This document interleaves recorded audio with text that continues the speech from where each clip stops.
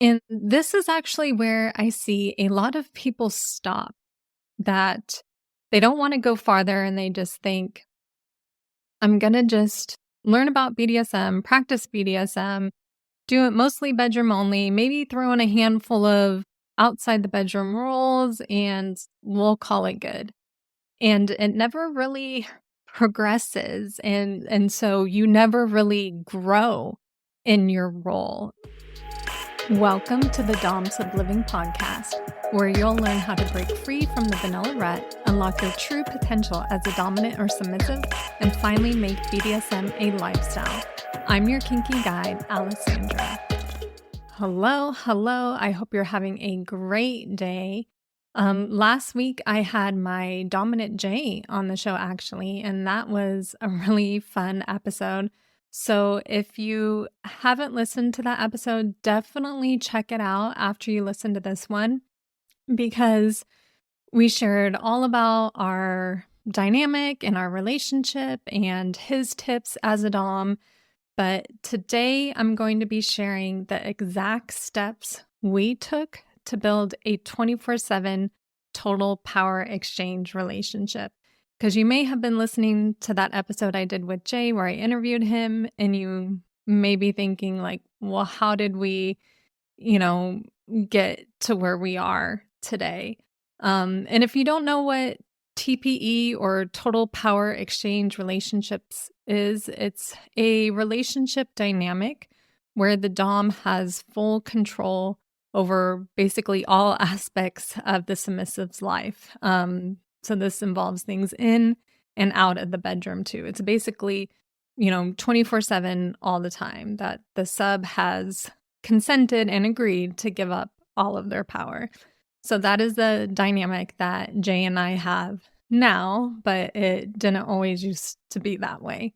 And I wanted to talk about the steps we took to get here because I hear a lot of my followers tell me, they'll say, yeah, it's easy for you guys. You're already a BDSM expert.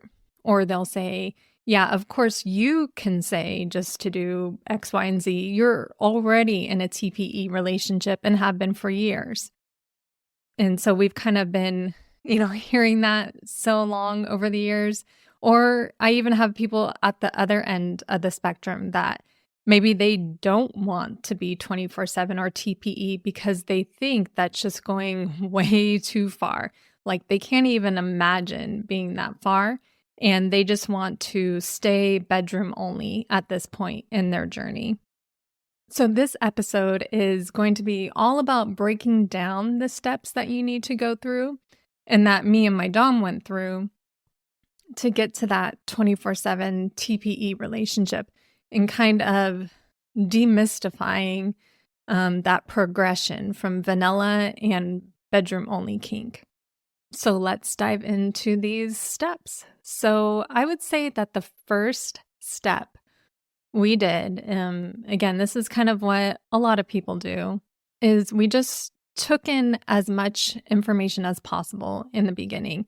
We read anything we can get our hands on at that point. We were researching all about BDSM on the internet and in books. And if you're in my Dom Sub training course, I have like a recommended list of, different sites and books that I recommend too. But we just basically were chomping at the bit for anything we can get our hands on. And we talked a lot too. Like we would talk through the middle of the night just about what we wanted, what we thought, just how excited we were. We were kind of, like I've said before, that we were always really, really kinky. But learning about BDSM in particular and dom-sub relationships, it was just totally this eye-opening concept that we could not get enough of. And we're still doing these things like at every stage of the journey that I'll be talking about. So it progressed to learning through books and online, to then taking classes and going to in-person events. And even today, like we're still learning now. You should always be a student of BDSM and learning from others And we still do that too. But definitely in the beginning, like we were like addicts for this stuff. Like we were just sharing with each other everything we learned. And we were just like a kid in the candy store buying as many toys as we could and just, filling up our toy box and learning so much about all of the different kinks and what we wanted. So then that kind of led into like the second step of our journey is just deciding exactly what we wanted. So we in the beginning had taken in so much information and now we were kind of like whittling it down and curating it to what we actually wanted. So we figured out what our actual roles were going to be. Like, obviously, I've shared this before. Like, I've always been a bottom, Jay's always been a top. And we knew that he would be the dom, I would be the sub. But just really learning, like, what type of dom he was and what type of sub I was. And so we have evolved this over the years, I would say, but we are definitely dominant and submissive, but we also have aspects of daddy dom and little girl, and also master slave too. So, and those were, things we had to fine tune over the years, but at that second stage was when we really started like getting comfortable with those roles and picking honorifics in what we like to be called. I had always called him daddy pretty much our whole relationship, and he would call me baby girl. But we started, or I started like throwing in sir and leaning into that and seeing how that felt too.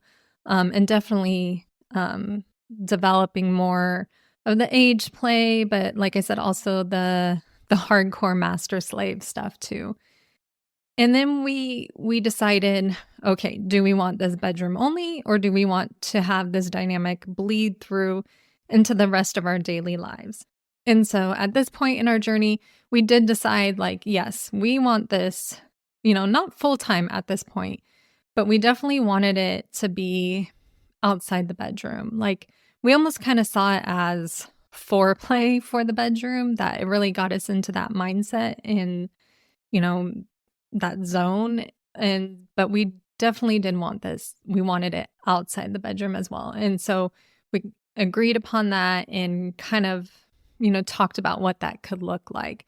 So again, at this stage, it's still just, a lot of talking. And, I always tell people like BDSM, people think BDSM is like all about whips and chains. And it's like majority is like talking.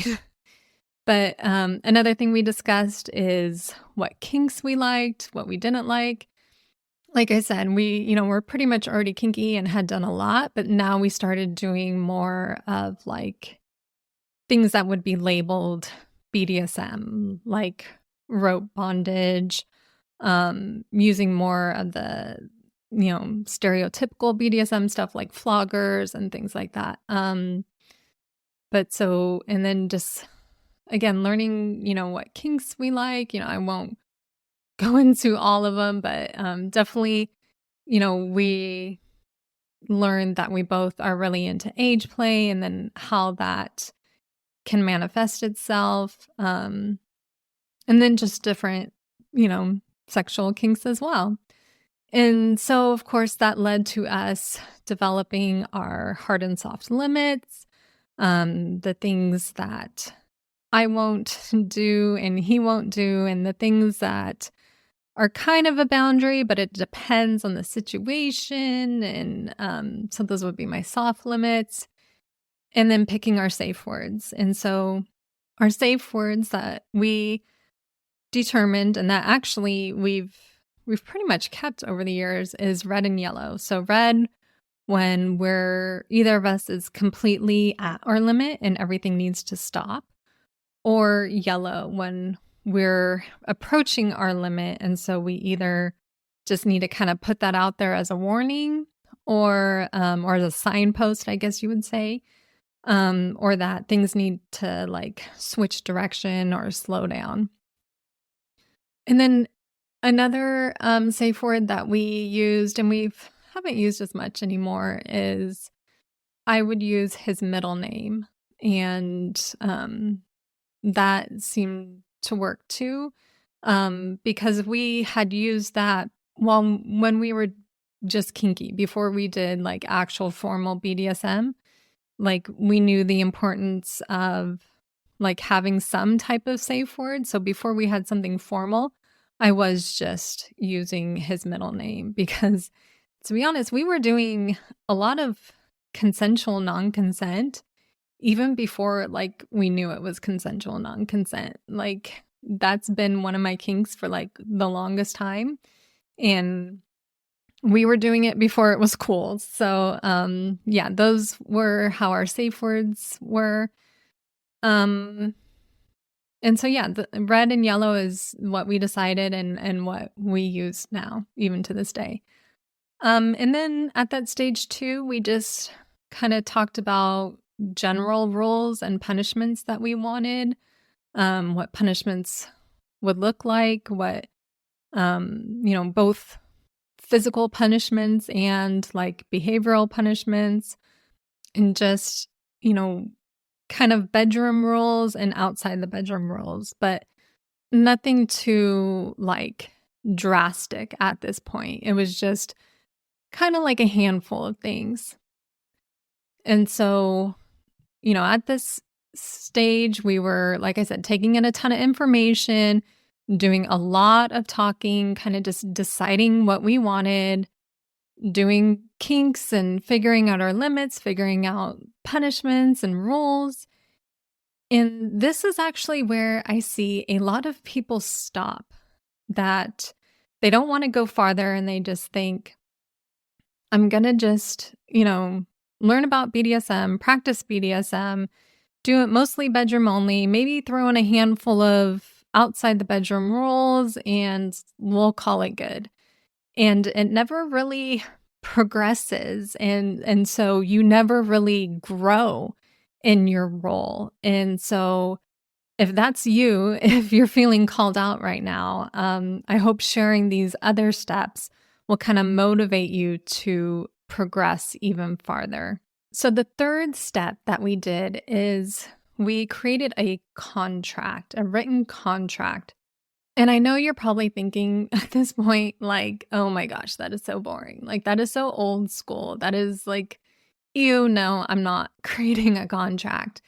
But honestly, this is where I see a lot of relationships fail. And this is like when I am working with my students and my clients who are struggling, even if they're single or they are in a relationship, and they're coming to me, they're telling me their issues and their problems and they're really struggling, and I ask them, like, do you have a contract?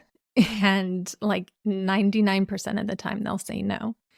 And people think they don't need one, but then they wonder why, like, they're struggling, or and like I said, like, even if you're single, having a contract is so, so good, because it's putting all of your goals, everything you want, everything about your role, and even your partner's role or your potential partner's role, and it's putting it in this written format. So it's like setting an intention for what you want. And it is more likely to happen and you stick with it if you write it down and you make it something formal like that. So I really encourage you to create a contract. It's been like proven that even with vanilla counselors and therapists, that they will say, a marriage should have a written contract, because you have two people who are completely different, wanting two different things. This is a way for you to stay on the same page and have that commitment. And plus, like, maybe it's just me, but like writing something down and talking about it, and it's just pretty dang sexy. Like, it kind of gets you in the mood just writing about those things and talking about those things. And so me and my dom, we like to revisit our contract about once a quarter. That's something I recommend too, because if you just write it down and then you like put it away, it's kind of out of sight, out of mind, and then it will just fade away. Kind of like how New Year's resolutions just kind of fade away because it's not top of mind. But if you have this contract and, once a quarter or, even, once a year at the least, that it'll be fresh in your mind. If there's anything that needs to be changed, you can change it. And it's just a great way to keep your dynamic at the forefront. And again, like I said, even if you're single, this is a great way to put down in writing what your role is, if you want to be a dom or a sub or a switch and what that means to you, your daily habits, your weekly habits, your monthly habits, you can put all in there. You can put what you're looking for in a potential partner, all of those things. And it's just more likely to happen if you write it down, put it out there into the universe, if you're into woo-woo stuff. But yeah, it's something that if you have been struggling and you're wondering why, either create a contract if you haven't already, or take your contract out and revise it and revisit it.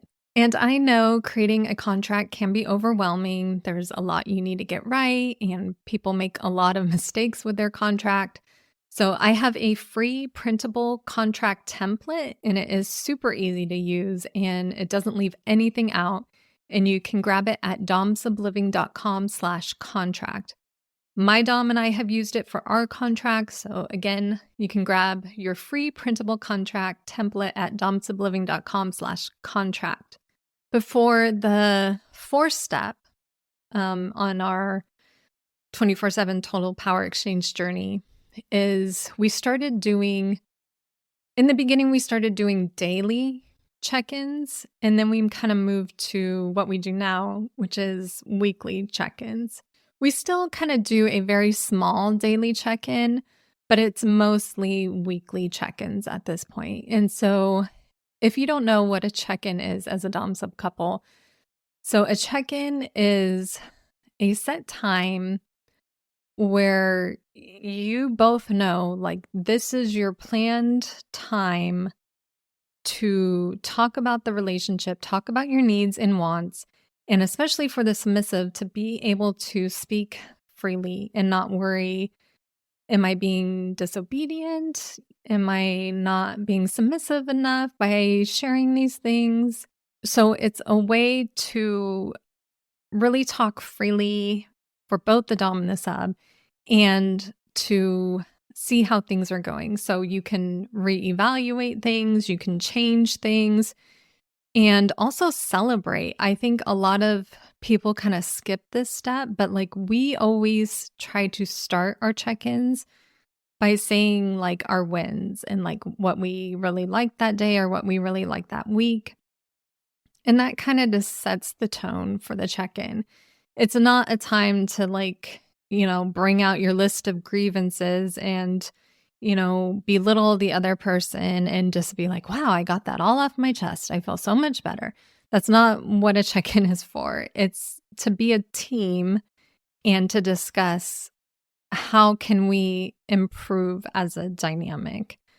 So how we do our check-ins is, like I said, in the beginning, it was daily, and we still do like a mini daily where I'll kneel at night and he'll kind of ask me how my day was, what I liked about the day. He'll share what he liked, and we'll kind of talk about it, like if we had any challenges and how we can,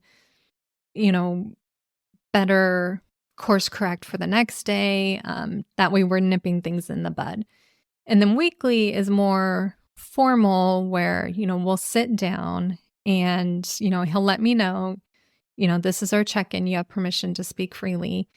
And again, we, talk about what went good during the week, but we also talk about what didn't go good during the week, what we'd like to see more of, what struggles we had, and how we can better support each other too. And then so we'll kind of like make a plan for the following week. And so this way we nip problems in the bud, like I said, and things don't snowball into creating bigger issues. If there's something we maybe didn't address, like maybe I thought he was slipping in his role for, a certain part of his role, and we didn't talk about that for weeks, maybe even months, then the resentment would build.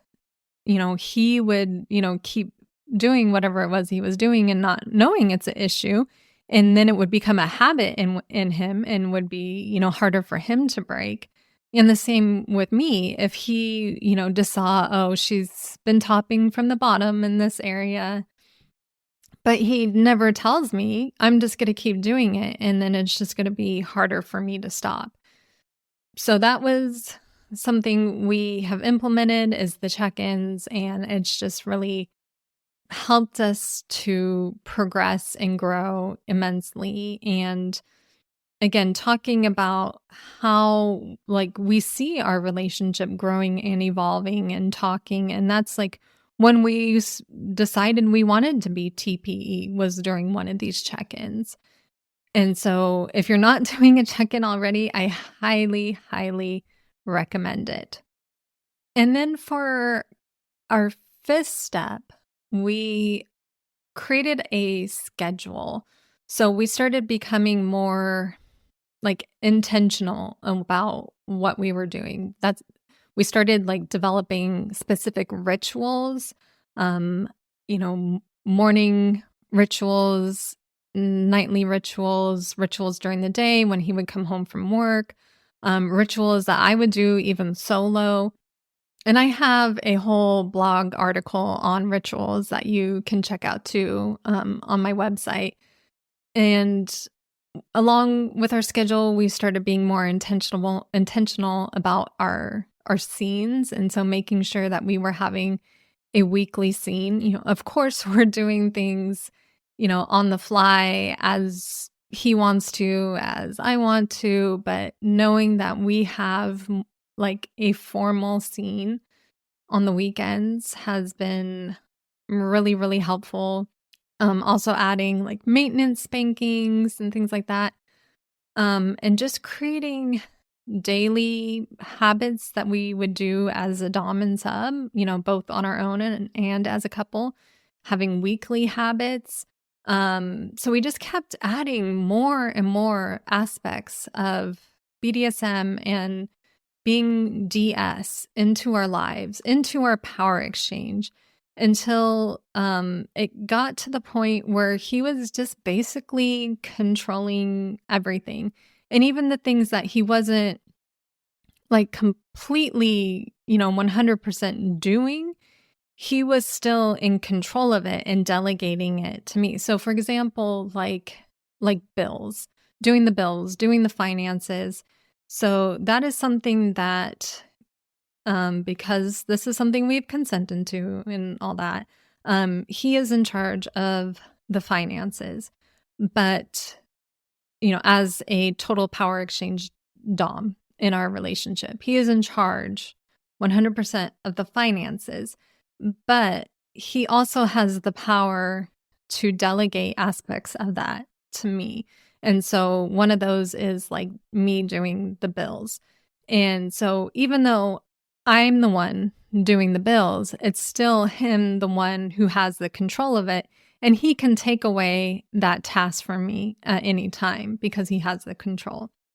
I always get weirded out at this point because when I start talking about the specific things that we're doing, I'm always like, this sounds on the surface like such an abusive relationship. But I know that if you're listening to this, you are into BDSM or dom-sub relationships. And so hopefully we're all on the same page. This is consenting. But yeah, I always think how does this sound to a vanilla person right now? They must think I am so brainwashed. But yeah, everything is consenting. And honestly, we kind of have this joke where I say on the outside, I know I'm we're doing good as a dom sub couple when on the outside, it looks like an abusive relationship. But, and that's just me and the level of control that I want because like I said, we're a total power exchange. And I know we don't look like we're, doing, an abusive relationship because everyone sees how happy I am and how truly happy. It's not a fake smile that I'm truly happy. So that was just a joke. Nobody at me.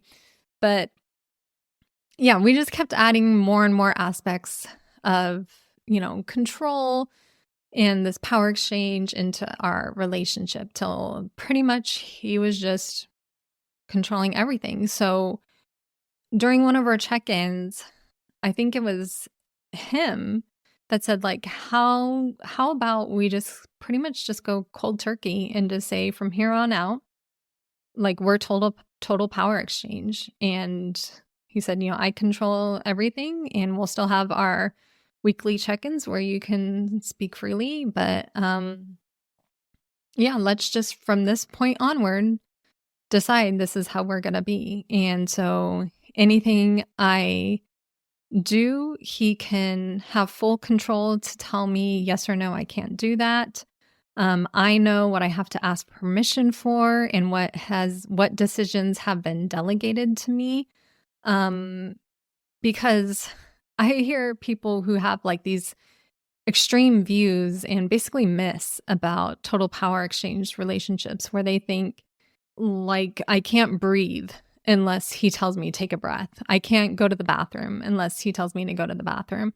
And yes, total power exchange can have those elements, but it's if he wants to because he has that total power exchange. Because we have been on vacations before where it's just me and him and we're just in a hotel room. And he will say, like, I want you on this trip to have to ask permission every time you go to the bathroom. And I do it because he's my dom and I have given up all control to him. And then when we're home, he says, okay, you can have that responsibility back and, do it on your own and not have to ask permission. So again, he is still the one controlling. I eat when I want to, but I tell him what I ate. And it's just basically how he wants the dynamic to be. But again, I have those check-ins, so I know I always have a voice too. But so at one point, yeah, we just did decide to go cold turkey because we were basically already doing it anyways. It was just, instead of adding little things here and there, it was, okay, let's just do it all at this point. So the last step we did is we basically put it all in a system we can track because at this stage in our journey, we had to basically create our own system for managing this dynamic. And we pretty much developed that into what is now our DomSim training course. And I'll share a link to that in the show notes if you're interested. It kind of takes you through the step-by-step process. But we basically, started writing all these things down, having a way to keep track of it, because it is a lot to keep track of, all our rituals and our rules and our check-ins and all these things. We found a way to just kind of package it and so that we can keep track of it and stay on track and not get into that vanilla rut where it's stop and start. Like that's the thing that frustrates me the most when couples do this is they don't keep the momentum going because they're not going through these steps and they're not keeping track. They're not course correcting. And so they get into the vanilla rut and then they go through the cycle again. So, yeah, we just basically had to kind of systematize what we were doing. So that way it takes the stress off of it because it sounds kind of nerdy when you're talking about it, but it has its benefits because then it is like off your mind. You're not stressing about it and you can just enjoy the lifestyle and enjoy the kink, enjoy your scenes, enjoy your dynamic, enjoy your punishments and all the fun that goes into BDSM because come on, this is why we all got into this lifestyle is because it's supposed to be fun. So if it's not fun anymore, I'm sorry, but you're doing it wrong. So definitely create a system that makes it easy for you and makes it hands off so you just get in that flow. But yeah, those were the different stages of our progression from basically vanilla and bedroom only kink to a 24/7 total power exchange relationship that we have now. So hopefully I made it seem a little more doable by breaking it down like that because you don't go from 0 to 100 overnight. And remember, I don't want you to get stuck, so I have that free printable contract template. It is super easy to use and it doesn't leave anything out, and you can grab it at domsubliving.com/contract. It's the contract my dom and I have used, so again, you can grab your free printable contract template at domsubliving.com/contract. I hope you enjoyed this episode. Thank you for joining me and being a part of the Dom Sub Living community. You can check out all of the details and links for this episode in the show notes, and be sure to hit subscribe so you never miss an episode. But until next time, keep embracing your power and pleasure through Dom Sub Living. Are you looking for a dating app for kink and fetish alternative lifestyles? Check out our sponsor, KinkD. That's KINKD. KinkD is one of the most famous kink, BDSM, and fetish dating apps. They have been featured on HuffPost, Yahoo, Cosmopolitan, and more. KinkD allows you to find and meet local kinksters to fulfill your sexual fantasies. Go to kinkdapp.com to get your free membership. You can also find the app in the Apple App Store or on Google Play. Again, that's kinkdapp.com. Join now and get access to the free bondage, BDSM, kink, and fetish dating community for singles, couples, and swingers. That's kinkdapp.com, spelled KINKD.